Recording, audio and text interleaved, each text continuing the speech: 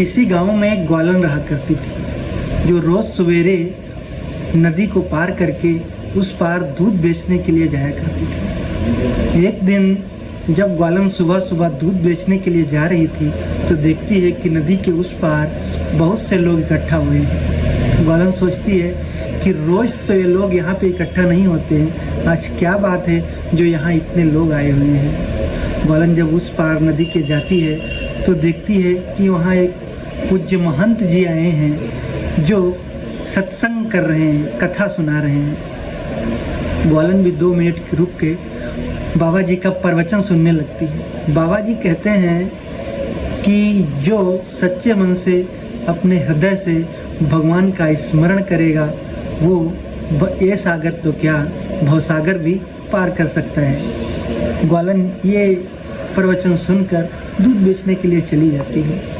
जब वापस वो घर आती है दूसरे दिन फिर दूध बेचने के लिए जाती है। ऐसे करके एक दिन ग्वालन को दूध बेचते बेचते शाम हो गई। वो जब नदी के किनारे आती है तो देखती है कि दूर दूर तक कोई नाव नहीं है जिससे वो उस पार जा सके।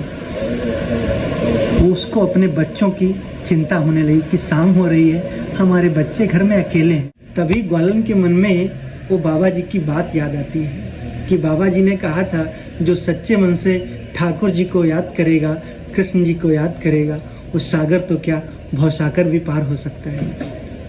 ग्वालन हाथ जोड़कर ठाकुर जी श्री कृष्ण भगवान को याद करती है और नदी में उतर जाती है। वो धीरे धीरे करके नदी के उस पार हो जाती है।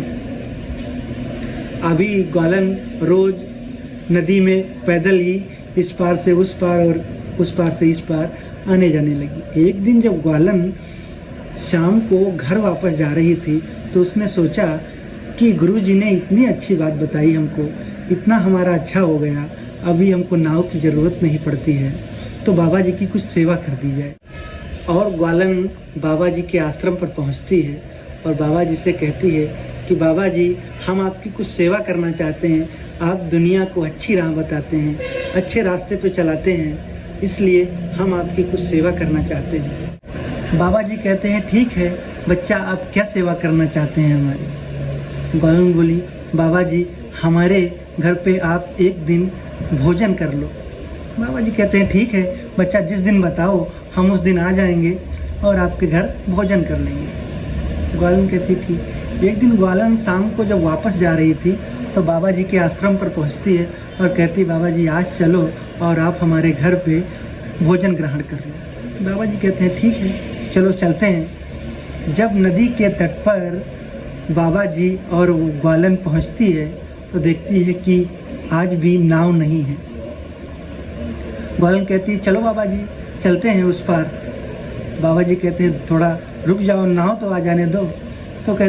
तो ग्वालन कहती है कि नाव की क्या ज़रूरत है, हम तो ऐसे रोज आते हैं जाते हैं। ये सुनकर बाबा जी अचंभित हो जाते हैं और ग्वालन नदी में नीचे उतर जाती है और भगवान श्री कृष्ण को याद करती है और पैदल ही नदी पार करने लगती है। ये देखकर गुरुजी दंडवत प्रणाम करने लगते हैं उस ग्वालन को और कहते हैं कि हम आपके गुरुजी नहीं हैं, आप हमारे गुरुजी हैं।